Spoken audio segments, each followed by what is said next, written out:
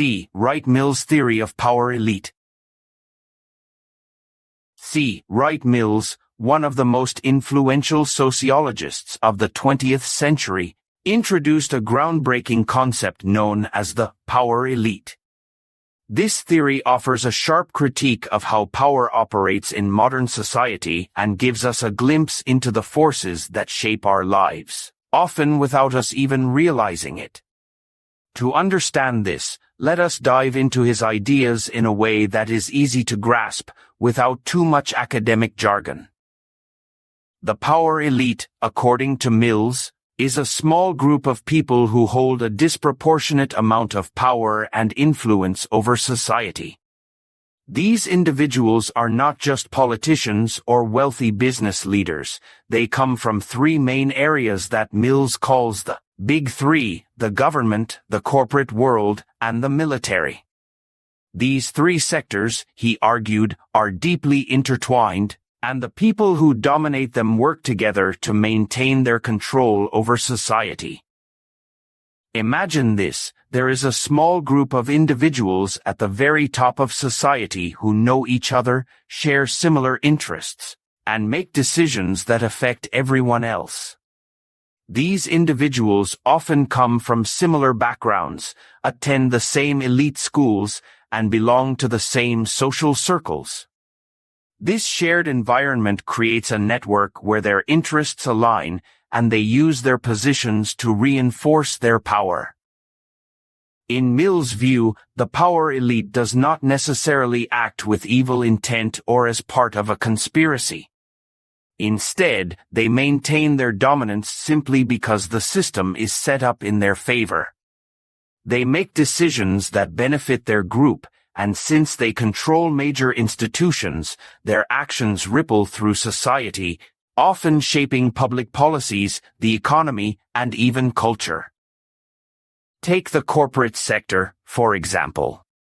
CEOs of major corporations wield enormous influence, not just over their companies but also over the economy and government policies.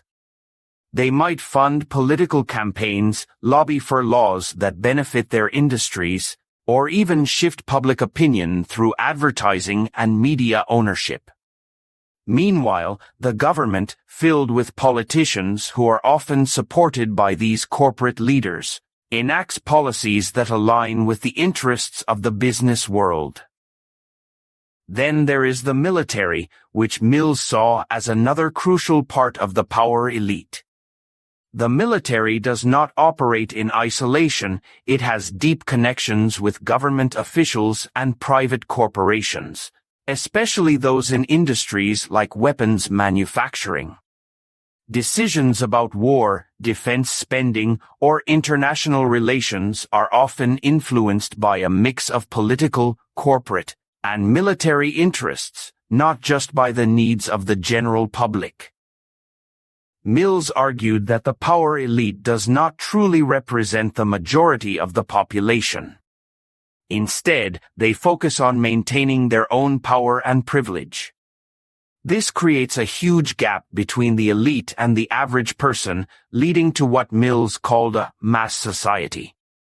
In a mass society, people feel powerless and disconnected from the decisions that affect their lives.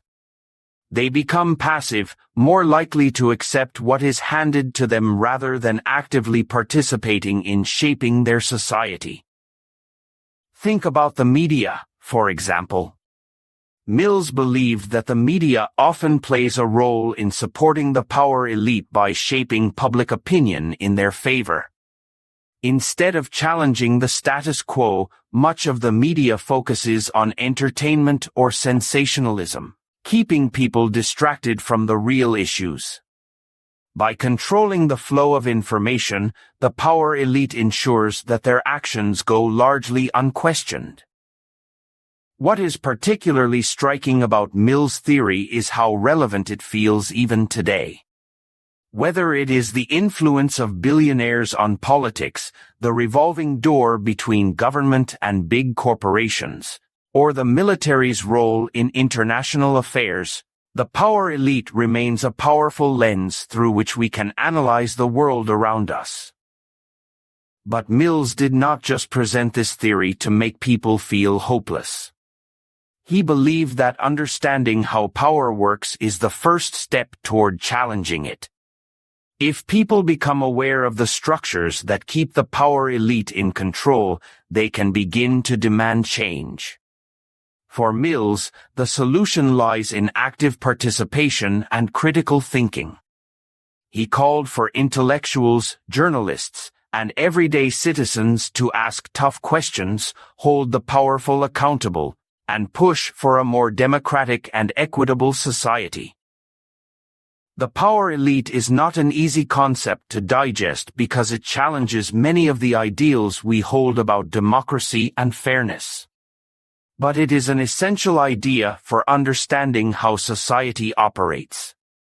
Mills showed us that power is not evenly distributed, and if we want a more just world, we need to recognize the forces that shape our lives. If you found this explanation of Mills' theory eye-opening and want to learn more about how sociology helps us understand the world, do not forget to like this video and subscribe to the channel. Your support allows us to keep creating content that brings complex ideas to life in a way that is easy to understand.